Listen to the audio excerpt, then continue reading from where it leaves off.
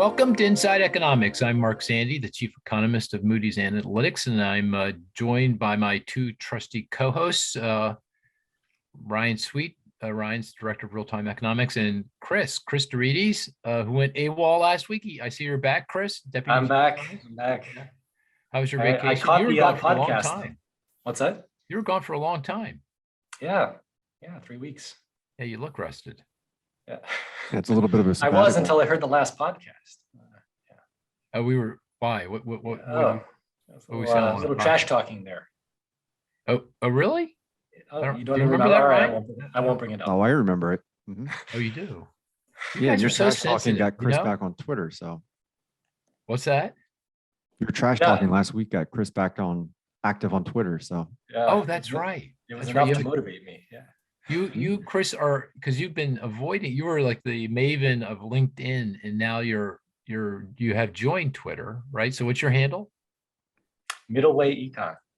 Oh. That makes perfect sense. Yeah, that's perfect. Yeah.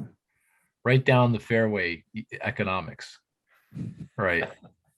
Yeah, I like that. And so what made you decide to join the Twitter sphere? You.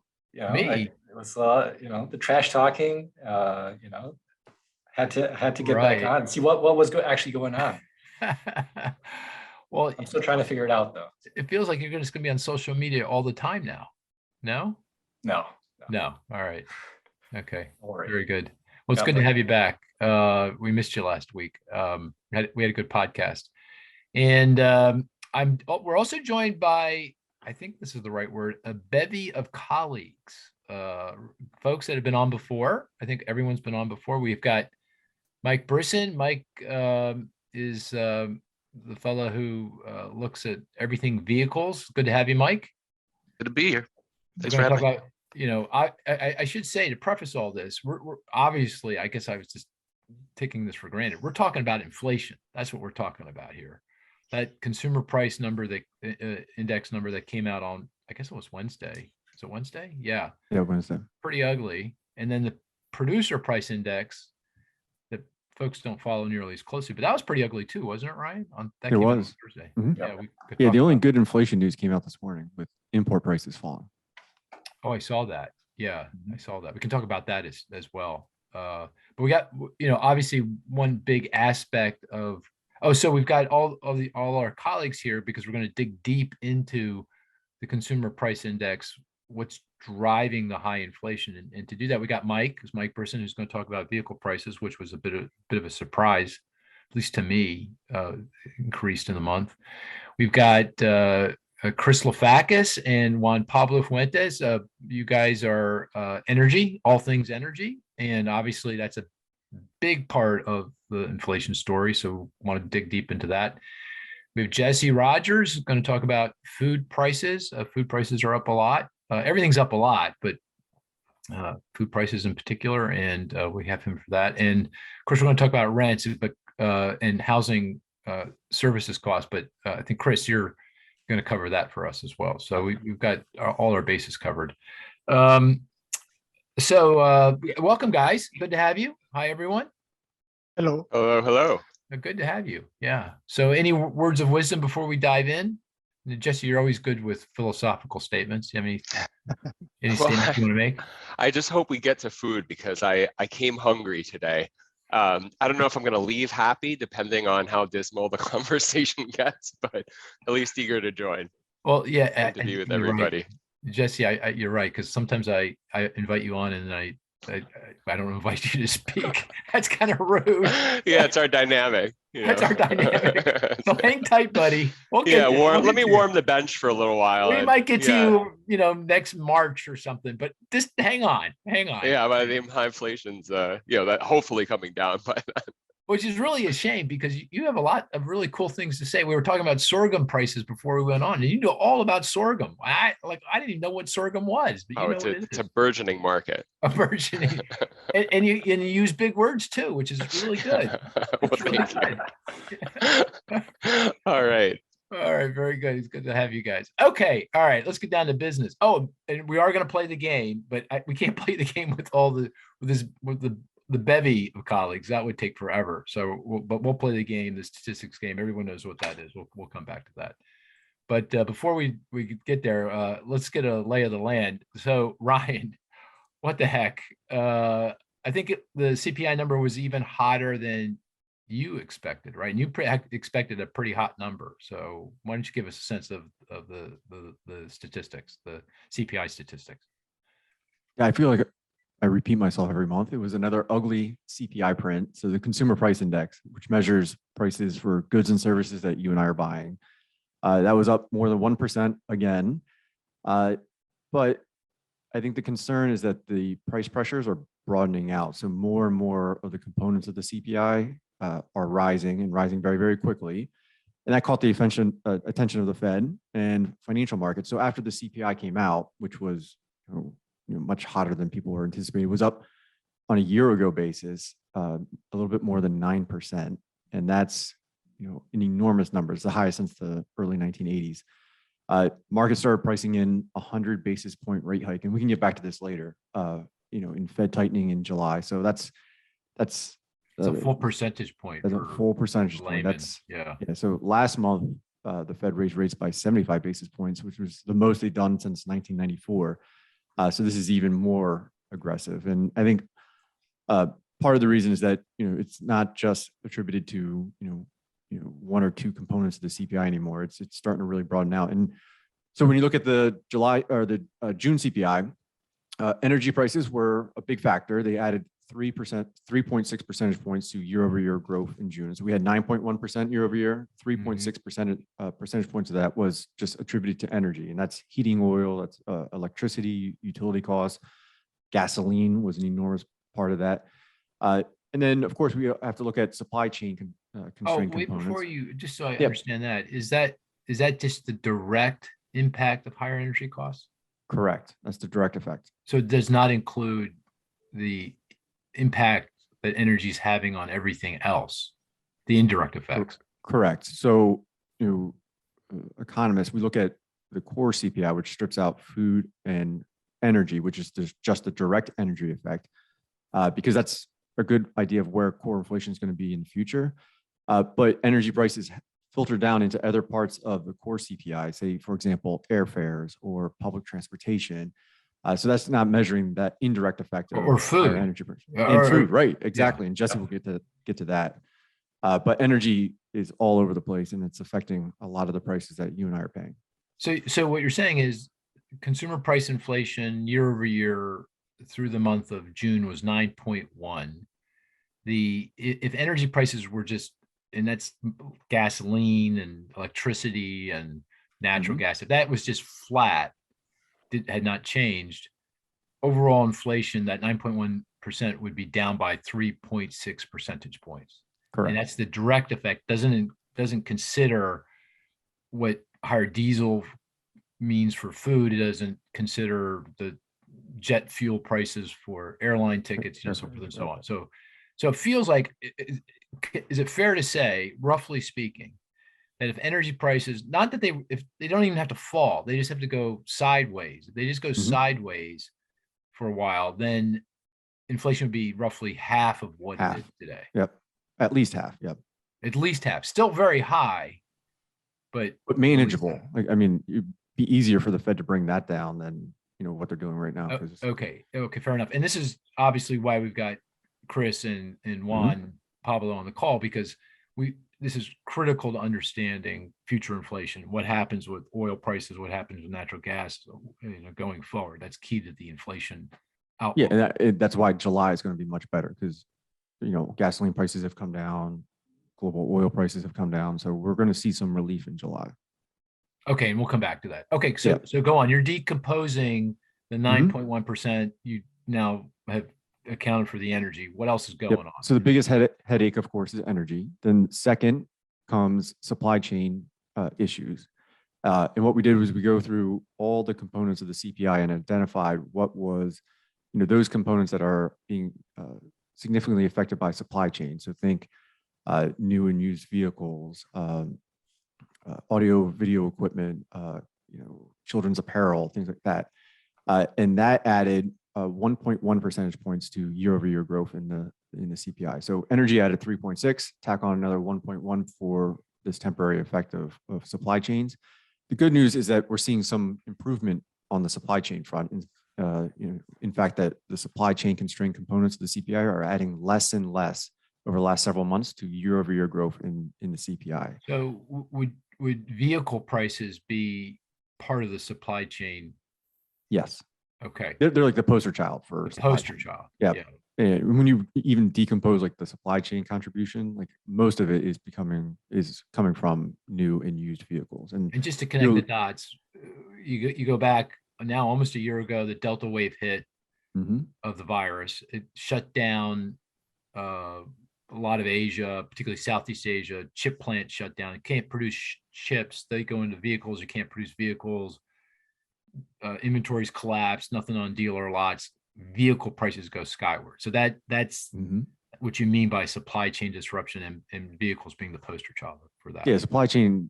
I mean, it's both supply, like the supply of containers, or looking at the number of ships that are parked off the port of Long Beach.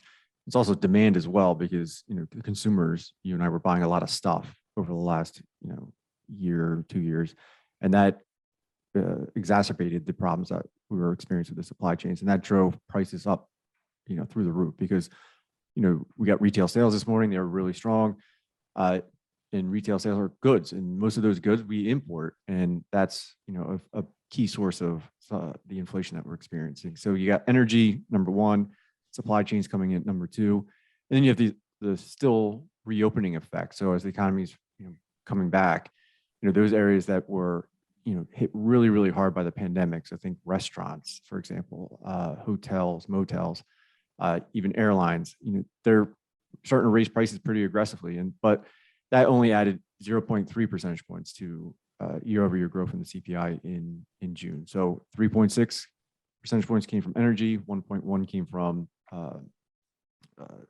supply chains, 0.3 came from the reopening. So if you exclude those, if you exclude energy, reopening, and supply chains, the CPI was up 4.1% on a year ago basis in June, which is still high. And that's stronger than 3.7% that we got in May. And I think that's one reason why the Fed's getting a little bit more nervous, is that some of these price pressures are broadening out. Well, just to complete the story, suppose, and I know it's hard to calculate, but your sense of it, if I account for the indirect effects of the higher energy prices, yeah, what would inflation be? CPI inflation be? Closer to what would it be? 3.5. Okay, 3.5. Let's say, just be conservatively speaking, 3.5%. And the Federal Reserve Board's target for CPI inflation high end, I would put at 2.5%. 2.5. Yep. So what you're saying is then, all when you say exclude, people say, well, why are you excluding? I mean, the point is that these things are indeed temporary, more or less. They're not persistent. Let's put it that way. Temporary, people think next month. They're not persistent for a long period of time. Because it goes back to things like the pandemic. It goes back to things like the Russian invasion of Ukraine. Yep. I guess we need to talk about that more, and they could last for longer and be more disruptive for longer going forward. But if they simply not go away, because I don't think Putin's going to stand down anytime soon. The pandemic's not going away. We're going to get other waves of the virus. But if they simply are we've seen the worst of the disruptions by those big shocks to the economy. What you're saying is that inflation should moderate back into something around the mid threes would be what you're saying. Exactly. And I think, people have jumped off the transitory bandwagon. And I think one reason is that people kind of put a time horizon around it. When I view transitory, I look at whether or not it's fundamentals, versus these temporary supply shocks. And all our inflation problems are supply shocks. It's not, it's not fundamentally being driven by changes in population or a really tight labor market. We got Russia invading Ukraine, which juiced up oil prices, the pandemic, which roiled supply chains, the reopening of the economy, which is temporary, and that's boosting inflation as well. So, And just to make it clear, to strike the point home, if energy prices simply go flat and the supply chain issues continue to iron themselves out and moderate, Mhm. that's going from 9.1 to 3.5.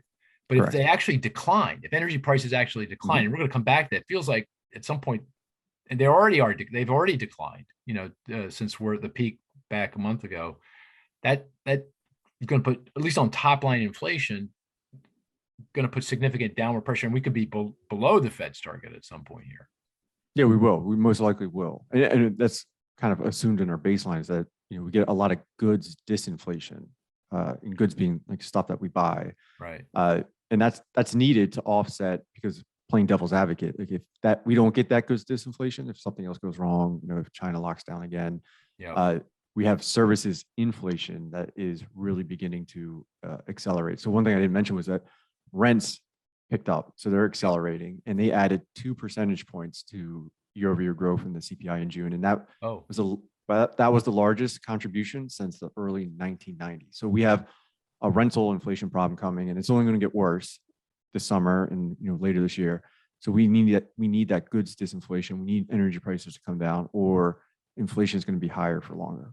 Oh, I didn't realize that. So the acceleration in the CPI for housing services, which obviously is tied back to the very strong growth in rents, added 2 percentage points to inflation, CPI inflation, in the year ending in June.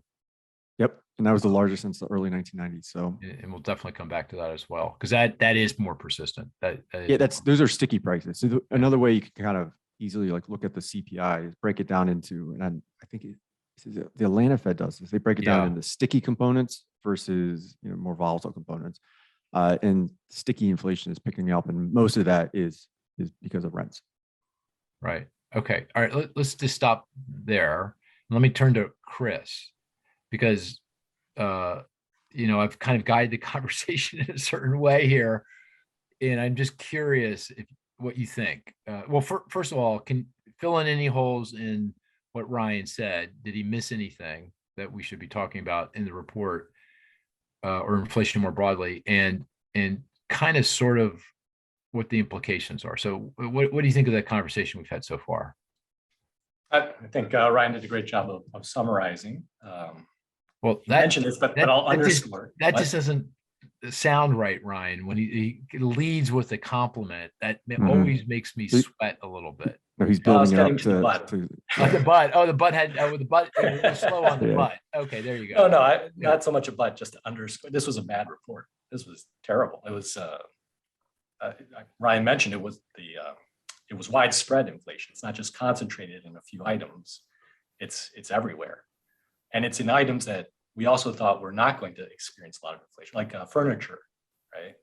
We had expected, with the supply chains and Target and Walmart saying that they have a lot of excess inventory now, that we wouldn't see much price growth. We'd actually get some relief in those products, but we actually saw some acceleration in the prices of those products as well. So I don't think we need to sugarcoat this report. It was pretty bad. And we're hopeful that it's at the peak and things will improve, but I still think there's a lot of risk out there. It can't get much worse. It can't get any worse. I mean, that was awful. Well, I seem to recall that statement back in March, right? Yeah, true. Very good.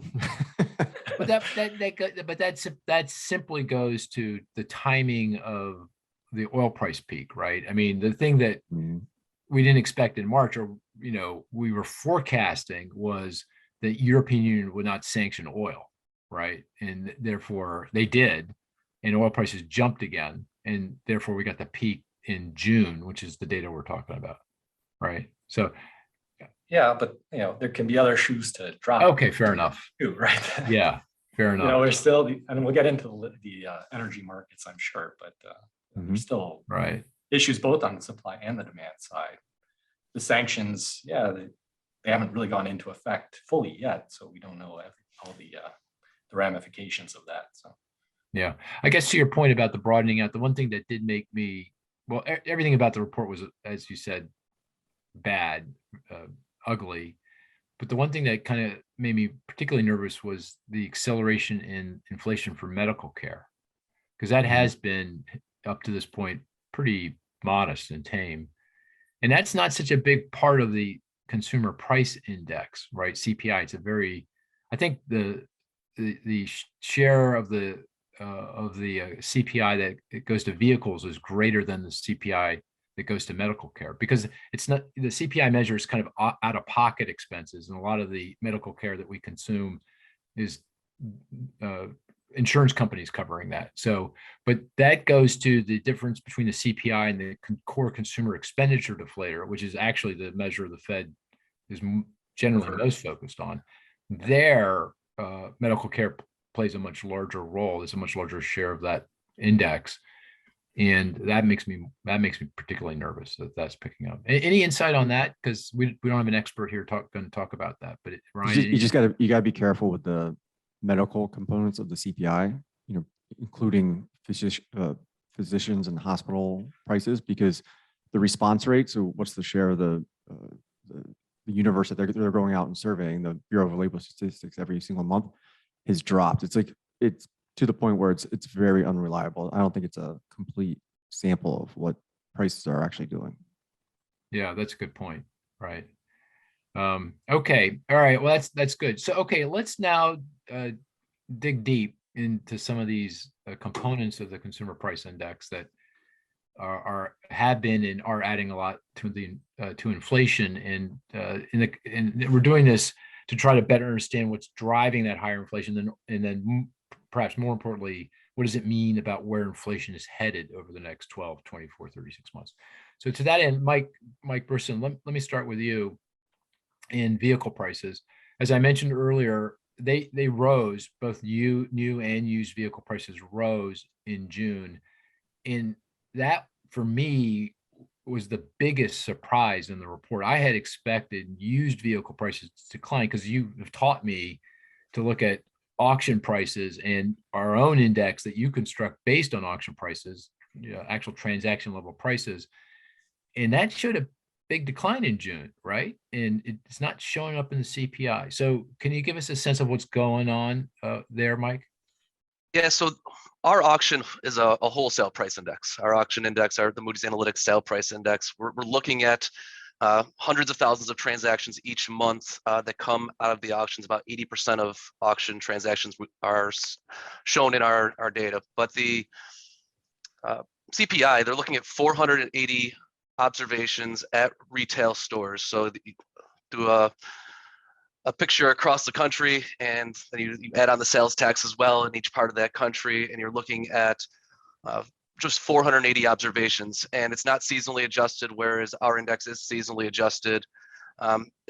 Rightfully so, it's not seasonally adjusted. There's not the large peaks and valleys that you have in the auctions, where in the spring you have dealerships that load up on inventory, so prices go really high, and then they unload inventory towards the end of the year, and so there's a lot more seasonality in the auctions than there are in the retail.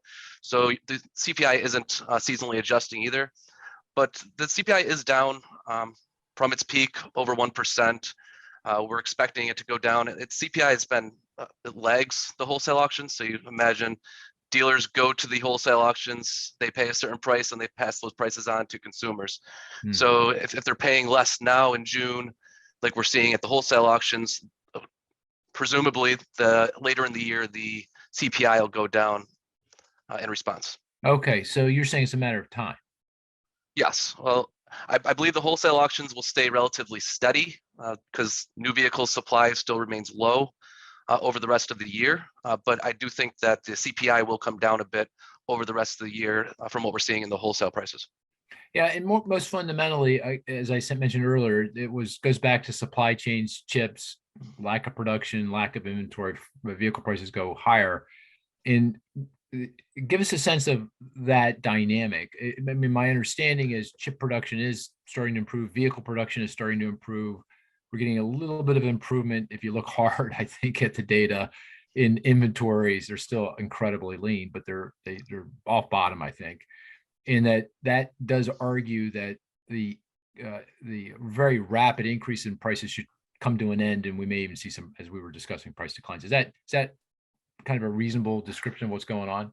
Exactly. Yep. So in the US, so the production issue is different all over the world. And Right. well, it wasn't this way last year. No one could produce last year. Right now, the US is producing almost back at 2019 levels. We're about 10.7 SAR, seasonally adjusted annualized rate in May, 10.5 million in April. The 2019 average was 10.9 million. So we're right there. For the 6 quarters before that, it was 9.2 million in the US. So we're back up to where we were. In Germany, or Europe in general, but Germany I look at for Europe, it's probably down a little less than 20% from 2019 levels. In Japan, where they're they're closer to China, and so they were subject to all the COVID lockdowns, they're about 35% below where they were in 2019. So the US is producing pretty much where they were prior to the supply crunch. Germany, they got hit by the Ukraine crisis. A lot of the internal components that they were running through Ukraine and all those industries slowed down or shut down. So they were hit by the war. So they had some supply chain constraints there. And Japan is hit the worst because of their exposure to the Chinese lockdowns. Should we expect vehicle production to pick up in Germany and Japan? I mean, or Yep. We should. Okay. Yep. Let me ask you another question, and this is tangential, but it's bothering me. Vehicle demand, the actual number of units that are being purchased, that remains very depressed. I think, wasn't it 13 million units, I think, in June, something like that? Yeah, that was the SAR for June was 13, but demand, I like to look at the miles driven, and the statistics I would have used if I was playing the game would be 3.75 trillion. That's how many miles were driven. You see how he in the does that? past. He sneaks in the game. You see? Yeah. And by the way, I would have gotten that. No problem, Mike. I'm just saying. Yeah. So it's the highest May reading in history. So the miles traveled in the US is the most ever, despite high fuel prices. So demand is out there, and the high prices show demand is out there. It's a supply issue that's keeping the new vehicle sales down. Okay, so vehicle production is picking up. You're saying this hasn't picked up enough to start filling dealer lots sufficiently that they can sell more cars. Correct. Got it. But that's going to happen. It feels like that's happening. We're moving in the right direction. Let's put it that way. It's coming. That's why I'm happy to defend that forecast. I like that. And here's the other thing. Used vehicle prices have shown some softness. They rose last month, but if you go back a few months ago, we had seen some declines even at a retail level. Yep. New vehicle prices, no such thing. They keep every month. It's up a lot. I mean, if I were to assemble all the OEMs and say, let's collude and restrict supply as much as they have, you can raise prices. It's the amount of supply that's out there. You're able to raise these transaction prices. So you cut off incentives. You're able to increase profits. Just go back to your industrial organization class. You restrict that supply, you can raise prices. The transaction prices come up, and that's what's going on. Okay, so you're going back to there's nothing on dealer lots yet. Therefore, prices aren't going to come in. It's only when we start to see enough production long enough that an inventory start to come off bottom that we'll actually see prices roll over. Yes. So you weren't implying collusion, though. No. I'm saying if I were to design it, this is how I would have designed it. Oh, I see. It was a perfect storm for them. Profit per vehicle sold has never been higher. Right. Okay. And they're able to raise MSRPs. OEM is jargon. That is original equipment manufacturer. Yeah. So they're the producers. Cars. Yep. Right. Okay. So, all right. My takeaway, Ryan and Cris, correct me if you have a different takeaway, or let us know, is that we've got some we should have some optimism here from a prism of inflation. We're going to see prices start to come in here pretty significantly for both used and new. Maybe month to month, who knows? But certainly by early next year, this time next year, we should be seeing definitive declines in vehicle prices. Yes. Yeah. Well, no. Wait, Mike's got to answer that question. And then we react to that. Definitive declines this time next year. Yeah.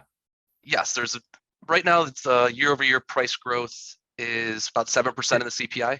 It's it feels like around 10. It was higher for new, lower for Yeah. used. Yeah, so about for 10. used, it's about 7%. New Yeah. vehicles, I have a different outlook for than the used vehicles. I think I can see more price gains in the new vehicle market. The difference between new and used prices is over 20% right now. They historically track themselves. So depending how far down used come down and how high up new come down, those will have to equal out. So that 20% gap has to close somewhere. So it might be raising the used vehicle prices and the new, or raising the new vehicle prices and used vehicle prices coming down 10% each, or used vehicle prices come down 20%, Okay, but okay. they have to equal Abstracting out. from all that's all real. That's I get it, but in aggregate, is it fair to say? And I don't want to put words in your mouth, but I want to put words in your mouth. No, uh, because this. I just want to make sure my forecast is right. A year from now, sequentially, month to month, year over year, that's a little trickier. But even year over year, we should see some declines in aggregate vehicle prices, used, new, combine it however you want to do it. Yes, and it will Okay. be concentrated in the used. Okay, that's a big swing, right? We've gone from stratospheric increases to declines. That should have a meaningful impact. By the way, you add it up, I think new and used are 8% of the CPI index. So it's not inconsequential. It's a consequential part of the index. Yeah. Okay. All right. And oh, by the way, Ryan, Chris, anything there? Ryan said, yeah, he agrees with Yes. that. Yeah. Mhm. I mean, Chris? a Yeah. used vehicle can't be an appreciating asset forever. I think that just Yeah. it's unheard How of. can it be? Right. Yeah. Invested in Okay. Forerunners last week. Yeah. Chris? And prices will come down in a recession. So yes. Oh, There you go. See, Chris is coming rude. to the dark side. Rude. Well, even in a non-recession, I mean, because Chris's, Yes. Mike's forecast is based, I should say, these projections are based on no recession. Recession, we're in a different ballgame. Yeah. Okay. Yeah. All right. Okay. Very good. Anything else, Mike, you want to bring up on the vehicle front before we move on to the next No, I component? think we're good. We got the trajectory. Okay. Well, thank you for that. Pretty rare though for vehicles. No, wait, to Chris, decline. no. I'm leading the way here. You follow me. Okay. I'm moderator. So let me moderate. Because we got a lot of ground to cover. I want to get to you, but before I get to you guys, I'm working backwards because energy obviously is very important, but let's go to Jesse next, because if I don't go to Jesse now, we'll never get to Jesse. So Jesse, let's talk about food prices, which are up a lot too. I think in aggregate, food at home and at restaurants is up double digit year over year, I believe, in the CPI index. So what's going on with food? What's driving those higher prices? It's driving higher prices. It's really a confluence. I like the word perfect storm that Mike used, the phrase perfect storm. It's higher energy prices. Food manufacturing is energy intensive. Agriculture as an industry is energy intensive when it comes down to fuel, electricity costs, fertilizer. And of course we've had, the almost explosion in commodity prices from the war in Ukraine. Markets have since rationalized a little bit. There was, a spike when the war started in wheat prices, grain prices, particularly because, Russia and Ukraine are so important, to global agricultural production, specifically in emerging markets. As global shippers have figured out ways to move Russian wheat, grain prices have come down. So, food prices are high, but they're probably going to level out. Level out. Okay, so what that means? It means like, what does that mean? That year over year, food prices go flat, essentially? Yeah, so I Okay. think so. Usually, prices for food, the stuff we consume, whether it's restaurants or at the grocery store, it typically responds to changes in commodity and energy prices with a lag. just because food producers are locked into long-term agreements for their inputs. And, we've seen food prices kind of, lag the overall CPI and, and are rising and kind of broke into this double-digit range more recently. Over the past couple of months, we've seen prices for raw materials, mainly grain prices, but also energy a little bit come in. And that's eventually going to keep food prices, from rising, over the next couple of months. If we kind of look at that medium-term outlook, we're going to, they'll remain high for, things that are going on in the global farm economy that we can talk about. But in terms of contributing to inflation, that, food prices are going to, food will be expensive, but, we're not really seeing, gains on a month-to-month basis going forward. Going forward, right? Okay. Yeah, going forward. So, food prices are high, they've come in, and that's going to reduce pressure on, on producers, both on the, the raw input side and in food manufacturing.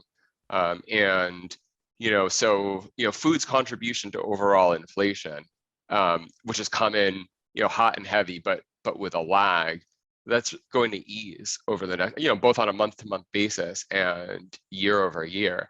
It doesn't mean consumers won't hurt, because, food prices are high, but in terms of, contributing to further price gains, I think it's fair to say that we've seen, most of the run up and we're past the peak.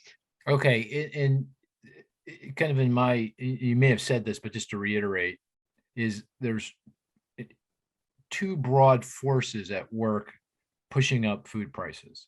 One is the Russian invasion of Ukraine and the disruption to ag markets. Russia, Ukraine produce a lot of wheat, corn, sunflower oil, that kind of thing. And that's disrupted markets significantly. Fertilizer, obviously is important to a lot of different types of agricultural activities all around the world. Second thing that's been driving food prices is the higher energy prices. You got to get the food from the farm to the store shelf in a proverbially speaking, and that you put it on a truck. So diesel prices are way up. And by the way, they haven't come in as much as gasoline prices over the last month or so, but they're very, very elevated. Those two things have driven this double-digit, what we're now seeing through June, increase in food prices.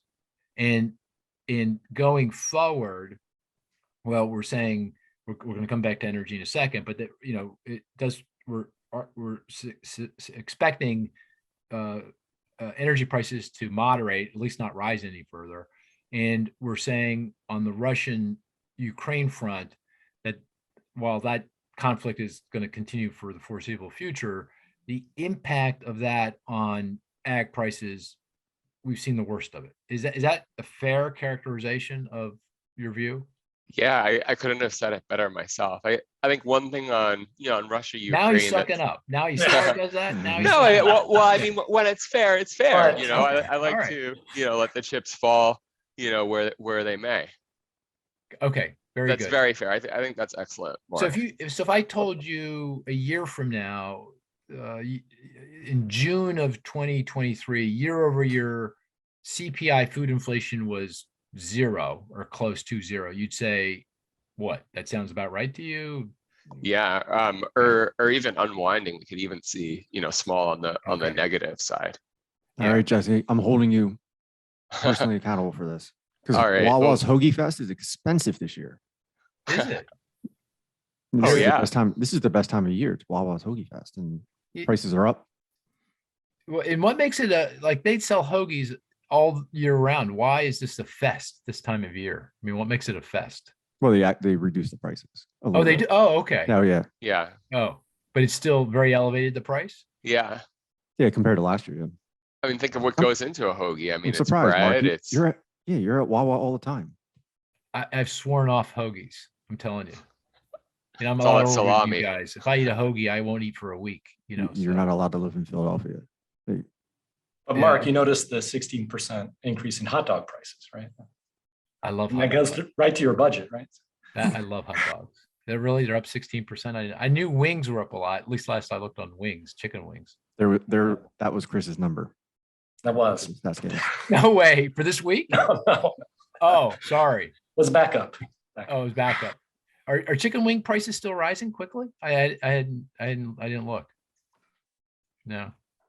No, Mike Brisson knows. He's shaking his head. No, they're not rising as much.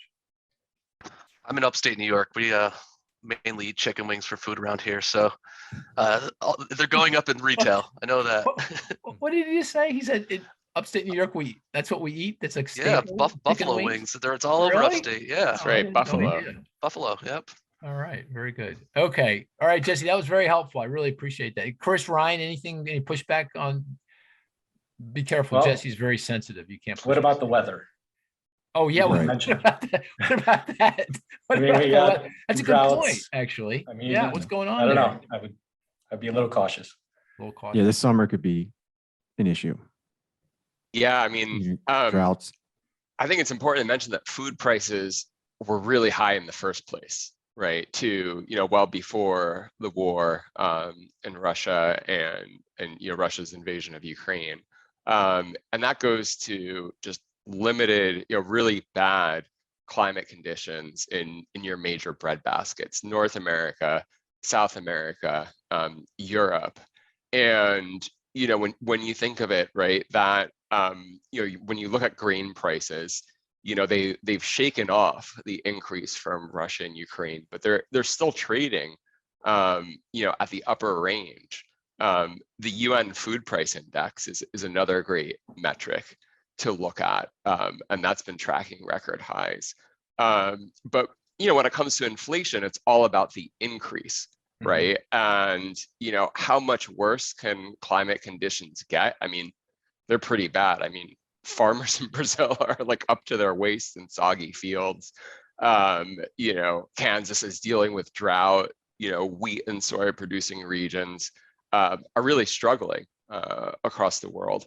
And yes, that just goes back to the thing. Food prices are going to continue to hurt, right? Inflation's the change in food prices and how much more expensive they could get.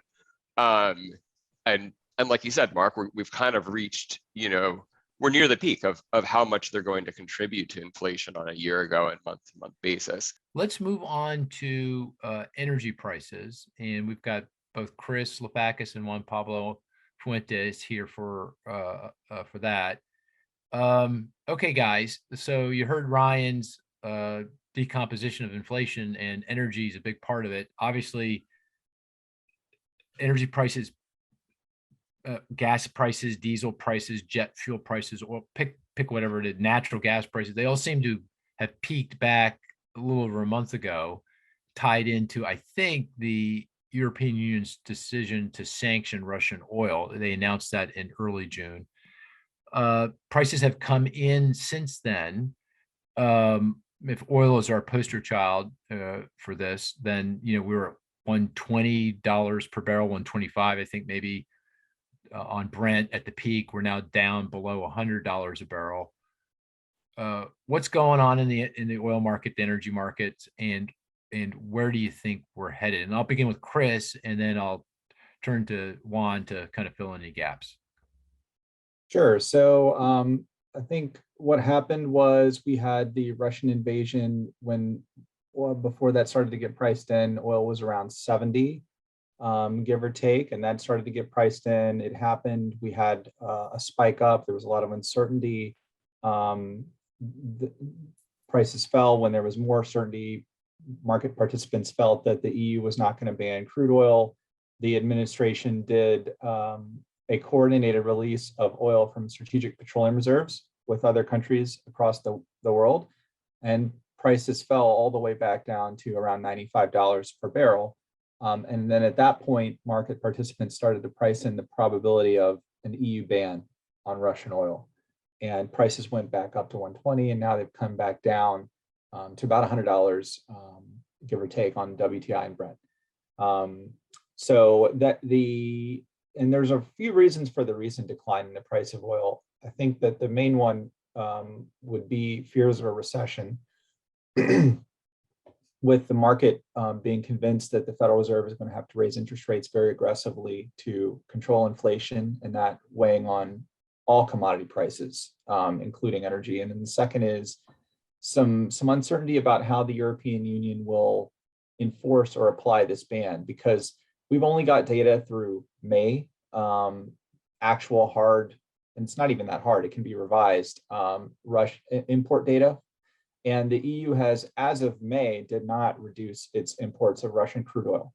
Now, there were some important steps that went into effect in May 15 that applied to energy trading firms like Vitol and Trafigura and so on and so forth. That went into effect in May, and then the EU ban was announced in early June. So we'll have to see how the data evolves over the next couple months, June and July, to get a sense of what is the true impact on global oil supply of the European embargo on Russian crude oil. But market participants are less worried that we're going to be short supply than they were a month ago.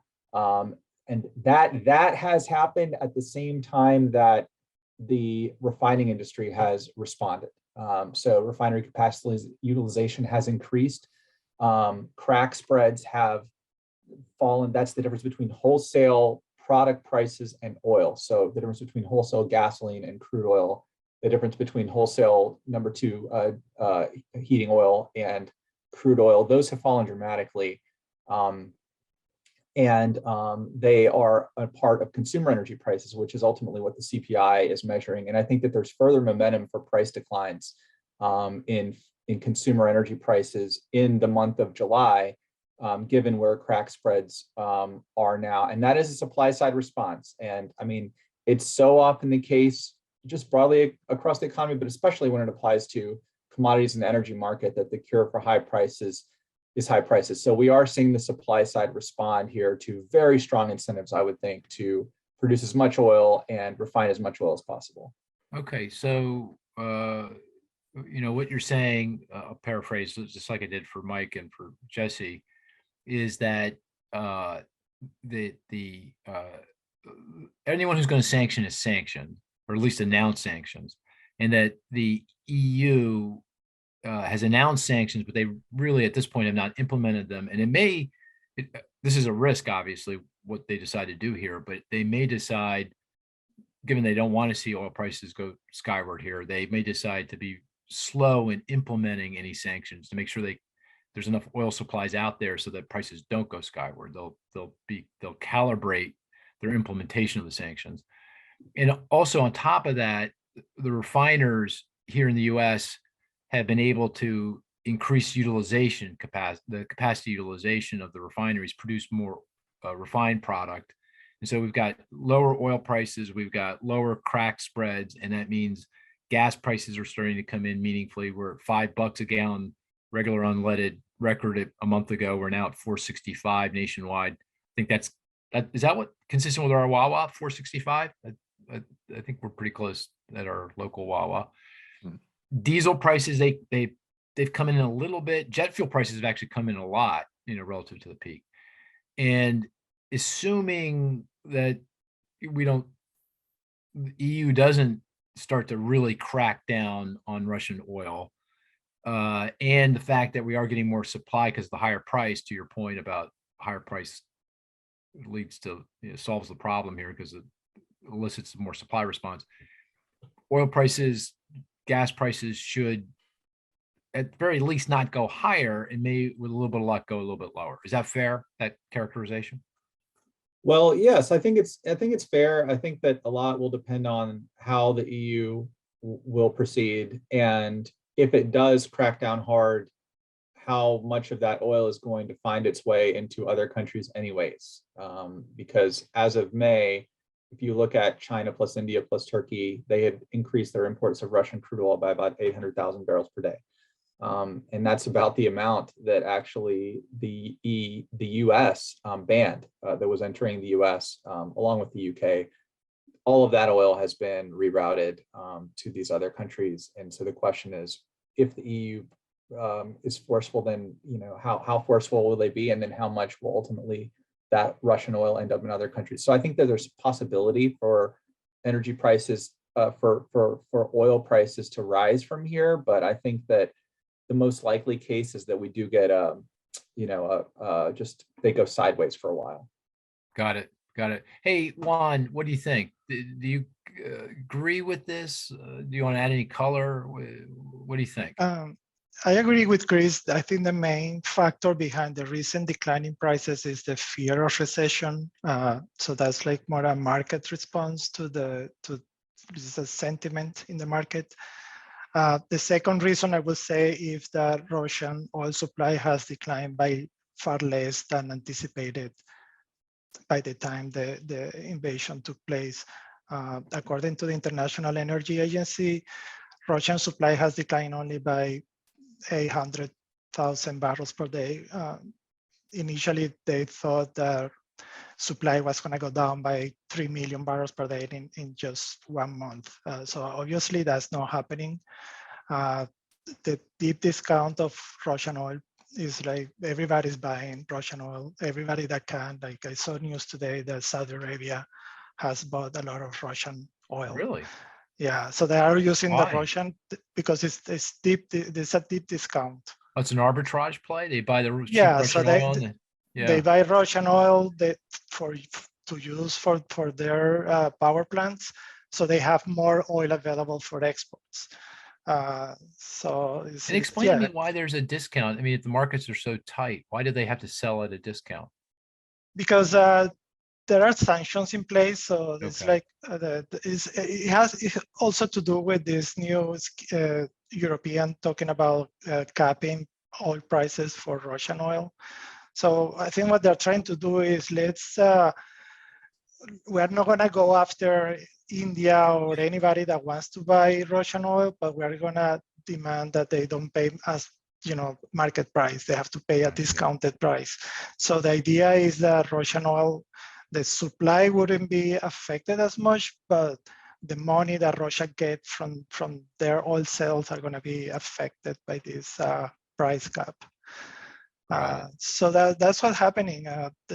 After the invasion, I haven't checked lately, but the discount was like $20-30 per barrel initially. Yeah, the discount on Russian oil. On Russian oil. Let me ask you, I just confused, I'm all of a sudden confusing myself. So the Brent oil price, which is the global price for oil broadly, does that reflect the Russian discount? No. It does not. That's what Europeans pay for oil. I see. Okay, so they're actually paying less. We're paying, the U.S. refiners are paying more because we're not getting any Russian oil. So we're paying more than European refiners, let's say. Well, the Europeans are also not getting the Russian oil. So the ones that are taking advantage of the discount are India, or China, India. Saudi They're Arabia. benefiting. Okay. Yeah. So these are countries that can afford to go around the sanctions, or they are not afraid of getting sanctioned by Europe or the US. So they are taking advantage of this discount, but Europe and the US have to pay full price. So that's Brent or WTI in the case of the US.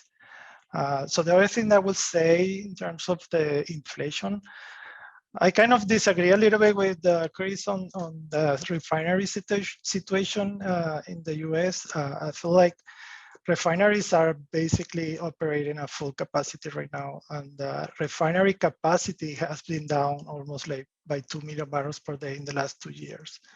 So refinery capacity in the US is at the beginning of this year was 17.1 million barrels per day. That's down from 19 2 years ago. So there is not really room for increasing production of well, how do you gas. explain the lower crack spreads? Well, the crack spreads went up substantially up to mid-June. They have come down a little bit, but they are still a lot higher than they were by the beginning of the year. So right now they're almost at $1 per gallon, which is it's high. Still very elevated. It's still very high. Yeah. Okay. So if you look at the declining prices, so gas and diesel prices are increasing more than oil prices and are coming down by less than oil prices in July. Okay. So right. the I think like that situation is going to continue. Like gas prices are going to overperform crude prices. Yeah, Chris, I don't think you would argue. Would you disagree? I mean, refining capacity is still very tight, right? I mean, Oh, absolutely. Yeah. Yeah. I mean, we went from 88% refining capacity to 94.5%, which is where we're at right now. And I see. so what I was referencing is the decline in Yeah. the crack spread from June to July. So when that July CPI print comes out, you're going to see some relief from energy. For energy is actually going to be deflationary for the first time in since the invasion of Ukraine on that July CPI report.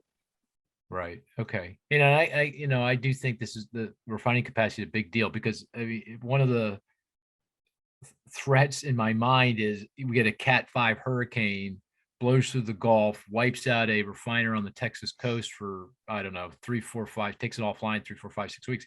We got a big problem at that point, right? I mean, crack spreads gap out, gas prices go back over $5 a gallon, and I don't know. Feels like that's enough to push us in, given And inventory levels are very low Very for low. gasoline and diesel. So this keeps going back to that's Chris's 3D's point that, yeah, we might make our way through if nothing else goes wrong, but okay. So if I forecast, say, a year from now, that the energy CPI is flat, zero contribution to inflation, does that sound about right to you? I mean, it could be lower, but do you think it could be higher, obviously, but what's the best forecast? Basically flat, Cris? Yeah, I would go flat, if not price declines, because Price like declines. Okay. there's very, very strong incentive to produce crude oil and to refine crude oil. A lot of it, there's just a lot of uncertainty with respect to what happens to Russian oil supply. And I mean, like I can construct really bad scenarios where the EU cracks down really hard, Russia can't resell the oil to anybody else, and then OPEC countries have kind of tapped out in terms of their excess capacity, and then we don't go into recession, and then where does the oil supply come from in 2023? Like I can construct that scenario very easily, but yeah, I think that the most likely scenario is probably for energy prices a year from now to be consumer energy prices to be close to where they are right now. Okay. All right. Fair enough. Okay, good. Thank you for that. Let's move on to rents, CPI for housing services. And hey, Cris, I'm going to call on you. You're really good at this.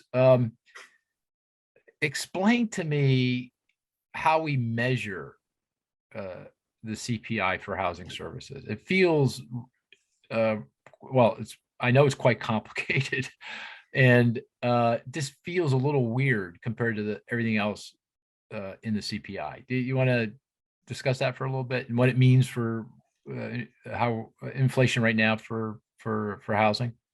Yeah, sure. I'll try to give you an abbreviated version. Yeah. It is quite complex, so we could be here all Yeah. day. Essentially, well, housing is a bit different than other goods in the economy, in the CPI, in that a house has both consumption and investment value. Right. The objective of the CPI, why we construct the consumer price index, is to price the changes in the consumption value of the goods and services that consumers are purchasing. Right. So ideally we want to ignore or abstract the investment component of housing and focus just on the consumption component.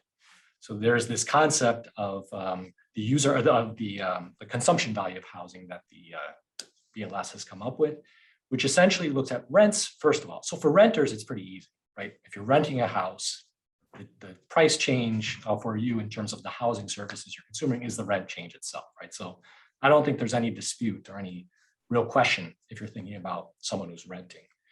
The deeper question is for those households that own their property, so the owner-occupied properties, right? They're not paying a formal rental payment every month.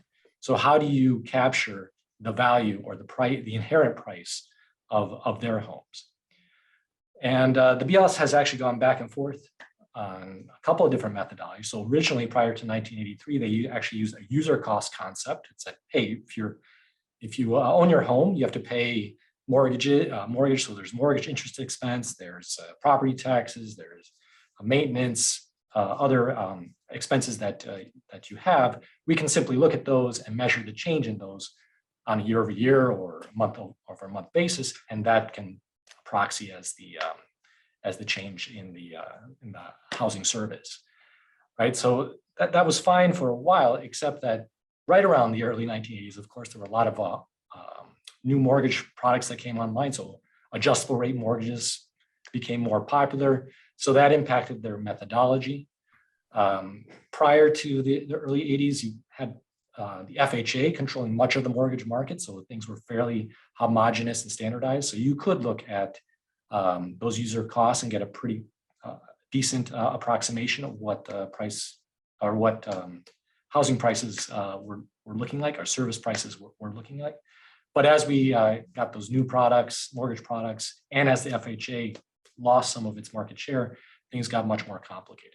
So the BLS switched over to a method that involves this concept of owner equivalent rent, where essentially they will look at homeowners and try to approximate what the homeowners would be paying in rent if they didn't own the homes outright.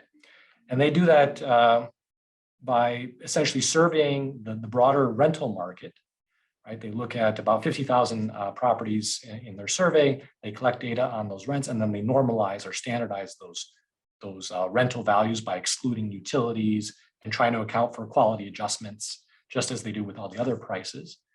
And then separately, they conduct a survey of homeowners to get an understanding of what homeowners believe is the value that they could rent their homes out for. And they use that survey in order to calculate the weights that they use in the CPI itself. So the 23, 24% weight that is attached to owner's equivalent rent comes from this separate survey. So it's a bit convoluted, right? As you can gather here. But the idea, again, fundamentally is to try to approximate the value of the housing service itself and abstract that from the appreciation in home values, which are investment or capital assets. Here's the thing that I find interesting, if I've got it right. Yeah. So, food prices rise 10%. That means for the typical American household, they're shelling out 10% more to buy food. I mean, it's coming out of my checking account. Or it's going on my card. I got to shell out this cash. For housing, for homeowners equivalent rent for people who own their own home, which is 25% of the CPI index, a big chunk of the index. That's not true, right? Because most homeowners, their monthly payment, mortgage payment doesn't change month to month. They have a 30-year fixed rate loan or a 15-year fixed rate loan, or they have no mortgage at all. In fact, a lot people don't realize this, but a lot of people don't have a mortgage. They're older, they paid down their mortgage, they paid with cash, whatever. So for them, the increase in consumer prices for housing services doesn't reflect an increase in their cash outlays, how much they have to spend each month, and therefore the no impact on their ability to buy other stuff, on their purchasing power. Right? Is that right? That's true. I guess I would explain that as just in some sense there are different weights, right? The CPI is this general aggregate measure.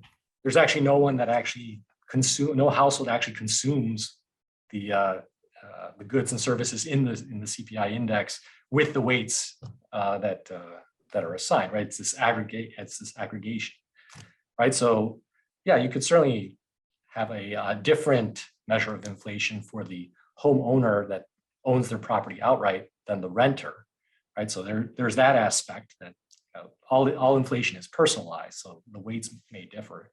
But I think there's also more a conceptual question in terms of what you're trying to measure, right? Mm-hmm. The fact that you own your home and you're not making a payment every month, an explicit payment every month, right? That doesn't mean that there's no value to the housing services that you have consumed that month, right? So depends on what we're trying to. Yeah, no, I hear you. It's just that we often, like Ryan has this great statistic, for the typical American household, they have to shell out $496, is that right? Per month more. 93. $493 more a Mhm. month in the month of June to buy the same goods and services that they bought last year because of the 9.1% CPI inflation. That isn't exactly true, right? Because for the No, include rents. homeowners, Mhm. they're not shelling out any more than they did a year ago. In fact, Ryan, I think we might want to calculate that. That would be kind of cool, actually. We can do that. Because we use the CPI to calculate quote unquote real income. That's the purchasing power of the consumer, and we're probably overstating the hit to purchasing power from using the CPI because of the way we're measuring things on housing. Is that fair to say? I think it depends. There's still an opportunity cost, right?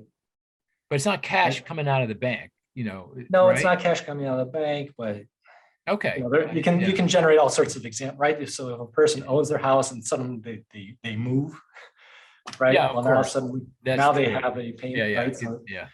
Right. No, and you make a good point. I just find that it's a really fascinating question, interesting. But actually, most importantly, what's going on? I mean, rents are, market rents. Forget about the CPI. Market rents have been rising double digit year over year everywhere, and now it's bleeding into the CPI measure and adding to overall inflation. So how, what's going on, and where are we headed? yeah, that's right. The impact of rising rents takes time or enters the CPI with a lag because again, the survey that the BLS conducts is of all current rental properties, right? Given that leases typically are a year or more, even though the rent on new properties or new leases may be increasing, it takes some time for that to bleed in to the prices that all households are facing. So house prices have been rising through some research that I and others have conducted. It takes about 5-6 quarters for house price increases to translate into rental increases. So we're in for sustained rental increases in the CPI for a while here, probably until this time next year. This month, rental payments rose by 0.8%, right? So that's up from the 0.6% last month, right? So you still have the effects of the rises in housing prices and the amount of demand that's out there for rentals persisting, and that is having an effect. So I expect that to continue to contribute to CPI, over the next year, probably adding a point and a half each month. So. Got it. Okay. So no relief there anytime in the near future. Certainly not by this time next year. Yeah. No. So, and even if we go into recession again, because of the lags in the Stop with that calculation. recession talk, please. Come on. Even the lags are going to continue to persist for a while. Okay. Here's what I want to do, because this is it's been a very informative podcast, but it's getting a little long in the tooth. I mean, I'm not sure people can, because we're going into the DNA here on some things. So let's do this. I want you, Cris, you, Ryan, and then I will give a forecast for top line CPI inflation. We're at 9.1 in June. What are we going to be in December of this year? What are we going to be in December of 2023? And when are we going to get back to the Fed's inflation target, which, as we've talked about, is 2.5%, top part of the range for the CPI. And then after we're done that, let's go play the game. And the game here, I'm going to mix it up a little bit because we got a lot of folks on the call. I'm going to pick on, does everyone have a statistic? Do you all guys, everyone have a statistic? Well, I think we might use mics already. I'm not sure. But I might call on you and see if you got a statistic for the game. Is that okay? That's fine. You up for it? I know you're up for it, Ryan. I'm always up for it. Yeah. All right. It's the highlight of my week. I see Cris. He's like deers in the headlights. Are you okay playing the game, Cris? Oh yeah. I'm trying to come up with Not you, the other Cris. You I know. Yeah, the other Cris. Can you play the game, or are you not prepared? No, I can play the game. Okay, fine. All right, we're gonna play the game, and then we weren't gonna play the game, and now we're gonna play the game. I know. Well, I changed my mind. I'm allowed to do that. Yeah, mixing it up a little bit. Okay, so all right, Ryan, what is the forecast for top line CPI inflation here? What do you think? end of this year will be close to 6%. Okay. And then December of 2023, Yep. this is under the assumption of no recession, No recession. will be down to 3%. 3. Mhm. And when do we get back to the Fed's target? 2.5%. First half of 2024. First half. That's right. Okay, that's fair enough. That's a little bit ambiguous, but we'll go with it. First You're half. right. All right, March 13th at 4 p.m. Okay, that's much better. All Very right, there you good. go. Okay, so 9/1 in June of this year, 6 December of 2022, 3 December of 2023, and March, we're back to 2.5%. Correct. Okay, Chris. So this is uncanny. 6% end of the year was my Yeah. prediction as well. And then I had 2.75% for end of Ooh, December. 2 decimals. That is That's quite that's precise. that's really. a lot of Two and a confidence. quarter. Well, you said I had. I mean, do you have a No, forecast? no, written down? that's what I wrote down. Oh, you wrote I down. it down. Okay, all right. And then when do we get back to 2.5 then? I like March. I put down April, but Oh, you put down April. around Okay. that time period. Man. Okay. Well, We're in sync. okay. Mine is actually a little higher. Ooh. 7% ish. Ooh. December of this year. 3.5% by the end of 2023, and we don't get to 2.5 until May of 2024. But having said that, it feels like we could see a period of actual decline, and then it comes Mhm. back up again or something because of the swings in energy prices that are related. Okay, but Yeah. we're all roughly the same, and we're all going to be wrong. It feels like, probably. Yeah, hopefully not. That's the baseline outlook, though. Okay, very good. One thing we didn't talk about, and I don't know that we have time to really belabor it, but the other reason I feel reasonably confident that inflation is going to get back down in that kind of trajectory is inflation expectations. What people think inflation is going to be in the future, and that's key, actually, to where we're headed in, here going forward. And at least in the measures of inflation expectations that come out of the bond market, they seem to come right back into the Fed's target if you look out a little further. And here's the other thing. I just want to, maybe I'll just throw it out there. It's related to expectations. Get any feedback that you have. My sense is that, and this is just talking to people, and then, obviously I've seen, I remember, you guys don't remember the high inflation of the 70s and 80s. I remember that, right? Because that was kind of my formative years in school when I was learning economics. And back then, the psychology was, as I recall, this is, my family psychology, we need to buy it now, because if we don't buy it now, it's going to cost us more in 3 months and 6 months, right? So we would actually buy forward because we were fearful that we would have to pay more just a few months later. That's not the psychology I think people have today, right? That I'm not going to buy now because I think it's going to be priced lower in the future. Take a vehicle. Most people aren't going to buy a vehicle, I don't think, if they don't have to today, right, Mike? Because I think most people think they're going to, because it doesn't make sense that used vehicle prices are high as they are. Would you agree with that? Not exactly. Oh, really? Okay. I think people don't think prices are going to come down right away. And if you need a car right now, you need a car. Yeah. Yeah. But if I have a time, I'm not going to buy it now if I need it next year. Yeah. Okay. All right. Chris and Ryan, you generally the same view on inflation expectations and how they. Mhm. Yeah, okay. All right. Yeah. I mean, the only thing where people are buying now, even with prices right, is housing. That's the only area. Oh, even how- there, I Even don't. that's changing. Yeah, that's changing fast. Yeah. Well, because of mortgage, yeah, but not around us in Philadelphia. I think I think We'll I think see. the smart money's already decided to go on the sidelines. The investors, yeah. I think the new homes definitely. Oh, new homes, Oh, yeah, absolutely. new, yeah. Yeah, People pulling the back. builders are discounting very aggressively already. Yeah. Okay. All right. Okay. Very good. Let's play the game. Game is we each come up with a statistic. The best statistic is one, and the rest of us try to figure that out through questioning and deductive reasoning and cajoling the person with the statistic. Best statistic is one that is not so easy that we all get it too quickly, not so hard that we never get it. And obviously, if it's related to the topic at hand, which is inflation, that would be a bonus. So with that, let me start with Ryan. Ryan, because Ryan's the maven at this, and I'll let him lead the way. Go ahead, give us your numbers. Minus 61%. I know what that is.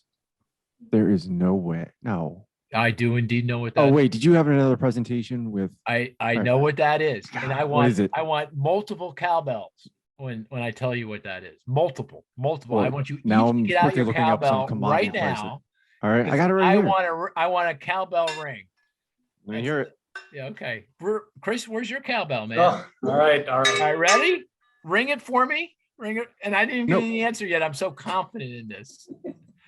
Minus 61. That is the percent of small businesses say the economy is not going to, it's going to suck 6 months from now. Should I use that word? That was a bad word. No, it's fine. It's fine. Okay. All right. There's- Okay. Am I right, Mr. You're Sweet? right. Yeah, Dr. very Sweet? good. Oh, yeah. Okay. There we go. There we go. Very good. Yeah. And Jesse, what do you think of that? Are you impressed by that or what? Does that make you think any better? Don't do it, for me? Jesse. Don't feed into it. I don't know. I'm Mark's Zoom box thinking, is gonna have to get bigger and bigger. I'm thinking least of the cowbell now. I mean, you got it on the first try, and it was barely a ring. I mean, I know. do we have For over a year. do we have an air horn in post production we can add? A nice pew, pew, pew for Mark getting that I'm on all the for that. first try. Yeah. Very good. I love But have Jesse. you? Did you really look love at this? Jesse. Huh? What's that? Historically, when it's minus 20%, we're in a recession. It's minus 61% Far and away record low, right? by far. So if you look Yeah, at what orders it of was magnitude. around the Great Recession, early 1990s, or early 2000s, 1990s, this thing is by far, they're very, very pessimistic. And I mean, you make the point all the time that a recession is a loss of faith. Yeah, loss of faith. Of course, we do know that sentiment. It's correct me if I'm wrong, but that small business survey tends to be very conservative, Republican dominated Mhm. response. Particularly that question. You're exactly Yeah. right. So we've looked at it, at least historically, when there's a Democrat in the office, it understates economic activity. When there's a Republican, their expectations overstate future economic activity. But I was working on this, if you adjust it, it's still, beyond that 20% threshold. Yeah. Okay. So businesses are pretty pessimistic, and you All may right. start to see signs of that showing up in jobless claims, in industrial production. Yeah. So, Yeah. All right, Mr. Lafakis, you're up. What's your statistic? Okay, my statistic is 12 million. 12 million. energy related? Energy related, yes. Is Barrels. it- Barrels. You're getting close. So the unit is million barrels per day. 12 is million barrels per day. Interesting. European related? No, it's a US related statistic. Okay. Is that what's in inventory? It's not inventory. Is it? It's not related to oil inventories. It's not an inventory figure, but Oh, that was pretty evasive. Yeah. it is oil related. It's oil related, but not related to oil inventories. Correct. Oh, correct. Okay. 12 million barrels a day. Well, we consume 19 million barrels a day, or a little over 19.5 million barrels a day. Is that Is this what's left in the SPR? no, it's a lot No. more than that. Yeah. Yeah. It's a lot That's about, it's like 200. 600 million barrels. 600 million. Yeah. It's a lot of Per barrels. day? No, No. not barrels. Oh, I per was day. wondering if you adjusted Oh. it. Yeah. And I know they're pulling out 1 million barrels a day from the SPR, right? Because that's what Mm. the refiners can actually process. That's interesting. 12 million barrels a day. Is it related to demand in some way? Not really. It's No. Okay. All right. Production. Yes. Okay. It is I was about to say, production. we're gonna need to pull a, a lifeline here and get Juan Pablo. Yeah, right. I mean, that's what that's actual crude that we're producing, 12 million. Oh, it's not the refined product. That includes the Right. refined product gets us up to closer to, we had this conversation before, I know. Yes. Yeah. It's crude oil production. Crude oil. And Chris, correct me if I'm wrong, but, and Juan Pablo, the number of rigs continues to rise slowly. The number of rigs that are out there in the fracking field. Is that right? Yes. Yeah. There was a very interesting statistic that I saw in the latest Dallas survey. Like 95% of oil executives say that they are facing shortages, like labor, equipment. So that's kind of holding them down. Yeah. Yeah. It's increasing, but it actually the trajectory looks It's a very little slow yeah, relative it's to very historical slow. norms. Yeah, very slow. Yeah. Yeah. Okay. Good Do you think statistic, that's Chris. the barrier versus regulation? Yeah, so like I don't know, I could have picked like the crack spread because I think it's very interesting, like the diesel crack spread. It was over $100 per barrel of oil, and now it's fallen to around 40 for diesel, which is significant and has implications for like July inflation, but we already talked about that. I think what's interesting though, and the direction that I wanted to lead us down is like the idea of, are US producers going to respond to the very strong price incentives they have? And Yeah. that 12 million barrels per day of production, that's in the week ending July 8th, that's up from only 11.8 million barrels per day at the end of last year in the week ending December 31st. So despite, the rig count has progressively increased, the low hanging fruit in the shale patch has already been picked. And so you have to incrementally drill more to achieve the same level of production that you would have maybe 4 or 5 years ago. But I do think that we're reaching a point where, US oil production will start to respond in a meaningful way to the high price environment that we have. Got it. Very helpful. Okay, Chris Dorides, what's your statistic? Okay, I'm going with a fun one to lighten things up here. Okay. 199.2. 199. Well, I'll make it even more direct. $199.20. $199 And 20 cents. All right. Is that how much more a month people are spending on their gas bills than a year ago? Nope. Nope. Wow, that'd be It's a lot. probably pretty close, right? I would think that's pretty close. Probably. Maybe. Yeah. Yeah. Actually, Is this related to your trip? $190.20. This is related to your vacation. These are always about me. So yeah. Oh, right. So Not directly. is it the increase in spending due to some form of inflation? No, it's No. No. Oh, okay. All right. Has it something to do with inflation? Prices. it's prices. Yep. Prices. So what's worth $199.20? Chris's shirt. Chris's what? His new shirt. His new shirt. Yeah, he wears those. I think so. I think I said howdy doody shirts, right? They're Mhm. kind of like a howdy doody. All right. Let me think. Commodity price, Chris? It is. Oh. The coffee?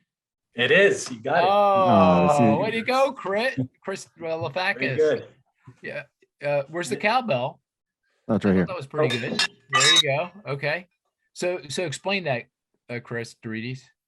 So that coffee prices are actually falling. They're down Oh. 13%. So that bodes well for the future CPI print. Roasted coffee was actually up last month, right? So presumably those lower coffee futures will bleed in. So I thought that was Yeah, pretty useful. cool. Yeah, very That's why good. Chris is in At such a least good something's mood. falling in price. Yeah. Yeah. There you There you go. That's why Chris is smiling. It's not his vacation. It's that coffee prices are coming down. You know, yeah. I don't know about hazelnuts, but coffee. Mm. definitely. Hazelnut espresso. Oh, hazelnut it's always worth the price you pay. Oh, That's all I have to say. I got a hazelnut latte right here. There you go. Chris, Oh, knows geez. what I'm But talking my about. finished consumer price went up by 48%. I was just telling these guys before we started recording. all of a sudden I was telling my wife how cheap it was compared to Starbucks, and the next day it went up 48%. Oh, geez, that's great. That's a good story. All right, okay, we got to end this thing. Wait, you don't have one? Was that? I do, You- but I really, I mean, it's really, I don't know, this has been going on for a while. So I do want to say, and I've got a good one, but I'll save it for next week. It'll still be relevant. Quickly, odds of recession, next 12 months, net 24. Cris, what are they? What's yours? And have they changed? They have changed. Oh, 50 and 65. oh no. Oh no. Yours had to change. Who's you? Yours. Why? Because of the yield curve? Yeah, your favorite that you No, I haven't tout this changed thing. yet. I'm not quite yet. I need another week. I'm The at, yield I'm at curve is four- the I'm- most I'm at inverted 40 since- and basically even odds. So 40% next year, basically even odds. But you're right. I'm getting a little uncomfortable because of that Mhm. yield curve. But we'll come back to that next week. And you, Ryan? Haven't changed. Well, 65.3. I'm Okay. nudging really, Oh, really no. close, getting closer. 1 year, 65, and you're actually lower over a 2 year, Yeah. right? Yeah, because if it's going to happen, it's going to happen in the next 12 months. Yeah, that's interesting. We can, Oh. yeah, Cris, you missed it last week. We discussed that, but we'll definitely. So come yours back. is incremental? Is it? I thought we were within 12, within 24. Oh, Oh, I see what you're saying. Oh, maybe I have to, oh maybe no, I I've been was doing everything thinking, wrong. well, actually, Hmm. yeah, we'll have to focus. We'll have to define it more clearly next Yeah. time. Yes, Yeah, yes. yeah, Define good point. terms. Yeah, actually, a good point. Okay, so we're gonna call it a podcast. So again, Cris, what's your Twitter handle? Middle way econ. And what's yours, Ryan? That real-time_econ. And of course, mine's at Mark Zandi. With that, we're going to call this a podcast. I hope you found it of some interest and value, and we'll talk to you next week. Take care now.